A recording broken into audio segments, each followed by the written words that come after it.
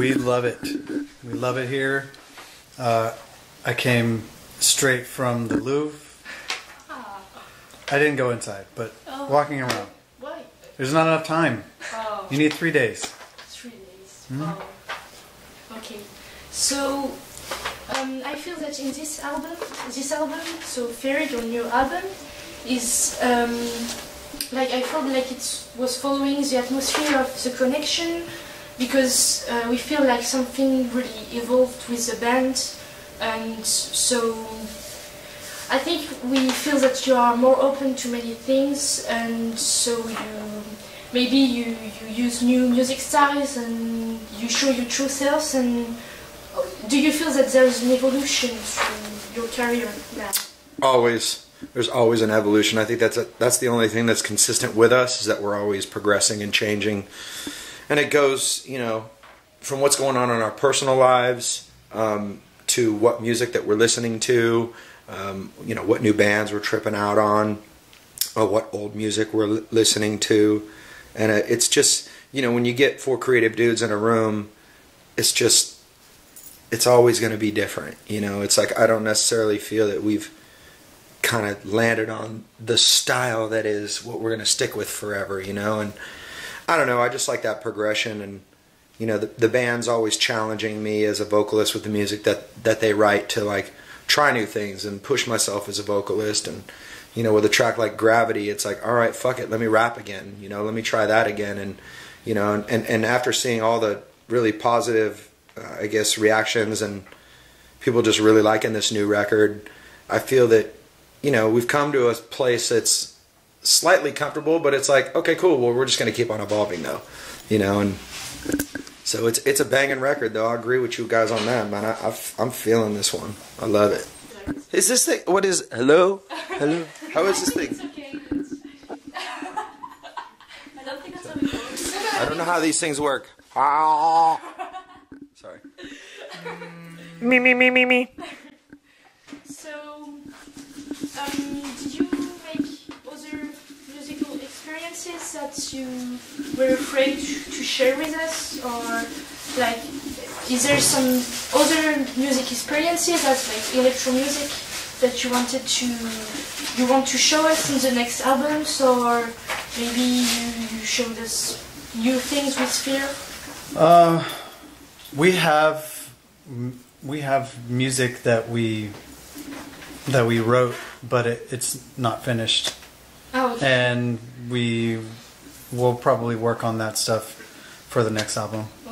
Okay. Yeah, there's a couple bangers in there that are just off the chain that need to get finished for the next record. So, but nothing like so extreme that we're like, oh, I don't think the fans are ready for this yet. No. You know, because I mean, I don't know, we've broken down a lot of territory over the last couple records with songs like Before I Die or Leader of the Broken Hearts, or songs like Gravity, you know, or songs like Skeletons. You know, they're just new and different, but I don't know, I just feel that when we land on the songs that are, I guess, like when we wrote a song like Scars that was so different, but we traveled down that path because it felt so genuine and authentic, and it came from, you know, the heart.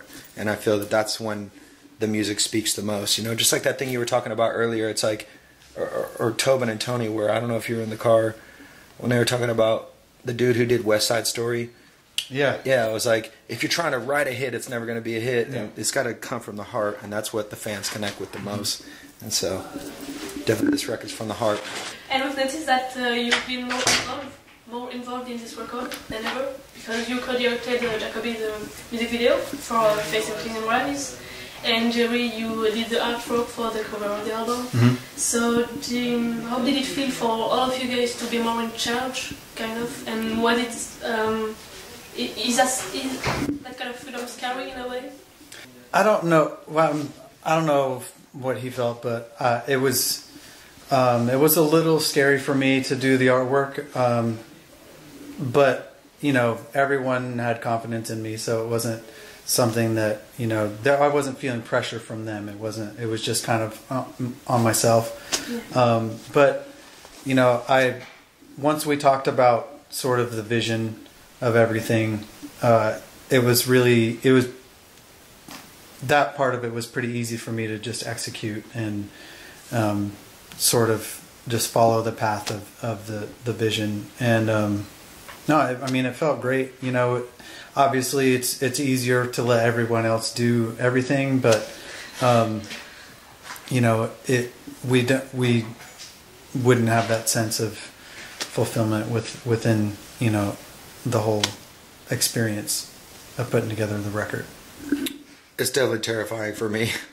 You know what I'm saying? I'm like, I don't know, stepping out and doing music videos is something I've never done. You know, I'm really big into the creative and coming up with a concept and stuff like that. And, you know, I still have a lot to learn when it comes to putting together a music video. It's not as easy as I thought it was going to be.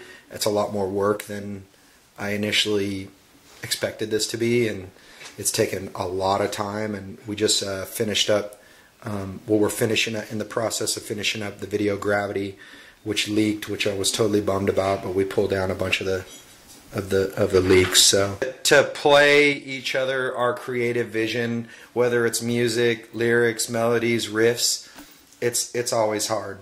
You know, to put but it's like you just putting your balls out there on the chopping block, and they're either gonna love it or hate it.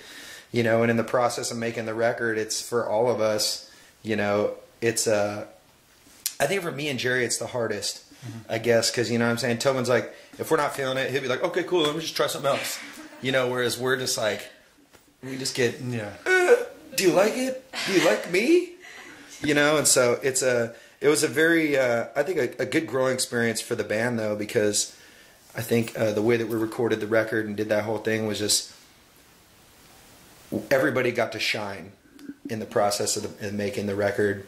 And sometimes when, you know, I would play something for you guys, this is totally, I'm going down a different rabbit hole on the question, whatever. But it's like sometimes when, you know, I'd play the guys, oh, I got this chorus for this song, and they'd hear it and they're like, I'm not really, I don't know. I'm like, just give it a day. Just like listen to it a couple more times and just give it a shot, man. Because, you know, the first time I heard The Pretender by the Foo Fighters, I didn't like it, you know, and now I love that song. So it's like, give it a day. And if it doesn't stick in a couple days, well, then I'll go write it again, you know. And there were some that were like, we're really not feeling it. And I rewrote it a couple times, like Skeletons. We worked that one a few times. And it finally got to a space that was like, this is what it was supposed to be. You know, so, but it's a, you know, I guess it's just a very humbling experience creating art within the Papa Roach camp. I saw in another interview that you define Fear as one of the happiest records by Papa Roach, but with songs like Gravity, I feel like maybe some lyrics are more deep and more sad. I think that this record has the most hope, you know, and I think it really stems from just the headspace that I was coming from in the process of writing the record, and really spotlighting my character defects, my flaws, my brokenness, and laying it all out on the table again, and just being fearless with that, you know, and being able to get out, you know, come through that experience on the other side, I believe, a stronger, more bold, more convicted person than I was before.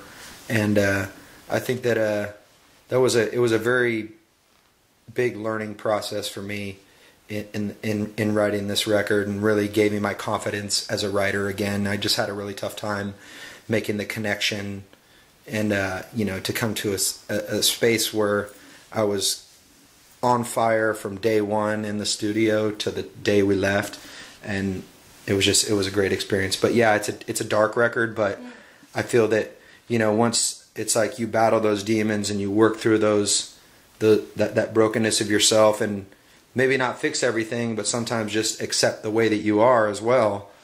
There's strength in that, you know, and I really feel that shines on this record. Is there anything that you'd like that you like people to understand by your music that they usually don't get or understand? I think that he pretty much he communicates kind of what he's feeling without any sort of cloudiness. I think, you know, it's pretty clear. I mean, I'd just like to say we're more than the Cut My Life Into Pieces band. Okay. Do you know what I'm saying? Good, yeah. Like, we're more than just that, you know, yeah. like, but when you go to, you know, pop culture and mainstream, sometimes there's just that one song that cuts through to everybody, you know. And so I just think that there's just so much more depth and so much more music to our band than just, you know, one big mega hit, you know. But we're definitely grateful to have a track like that, you know. And so but it's interesting. Sometimes people are they'll be like, "Hey man, are you the Cut My Life Into Pieces band?" We're like, "Yeah." Yes, we are. Okay, and as this year is the 15th anniversary of Infest, are you planning to commemorate this in any way during this tour, or maybe during your upcoming concert in Paris? Maybe not in Paris, but sometime in the future, I think, yes, probably. Just tell them. Just say it here first, dude. It's with the fans. We listen to you. Yeah, London. So for many years you never appeared in France as headliners. So how do you feel like when you know that 1,000 people here are like the Trianon is sold out and you're playing in the Olympia? So how do you feel like, because you never came here and everybody loves you? So. We feel really good right now because, you know, for a while, the record label, you know, what is it, 2004, 2005, 2004, they kind of just stopped working. They stopped working for us. Like, they just didn't support our albums anymore. So that's why we decided to not really come here very much. But, you know, we made the decision that we need to focus and we need to work and come here and do more interviews and build this place again. And we've been doing that for what, three years.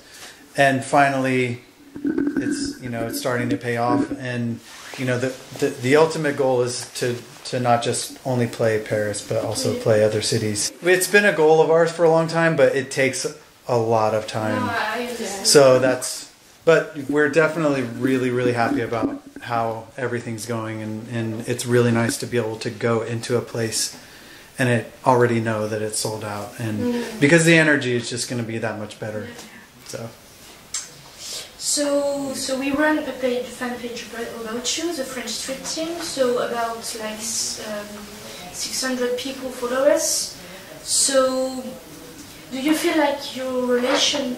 How do you feel to have support through social media like this? Because like it's really important for us. Like every week, every day, we receive many thanks for running this page. And how do you feel about that kind of support?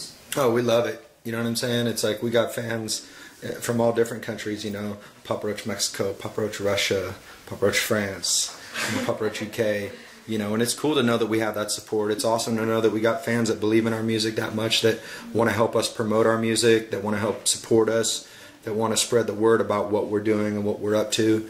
You know, it's very important. Social media is, I think for me and Jerry, you know, I didn't really understand the importance of it or really gave a shit about it until a couple years ago. I'm like, okay, cool. And then I got on Twitter and Instagram and Facebook, and I'm just like, sometimes I'm like on it too much. And my wife, when I go home, she's like, would you put the fucking phone down? I'm like, okay, cool.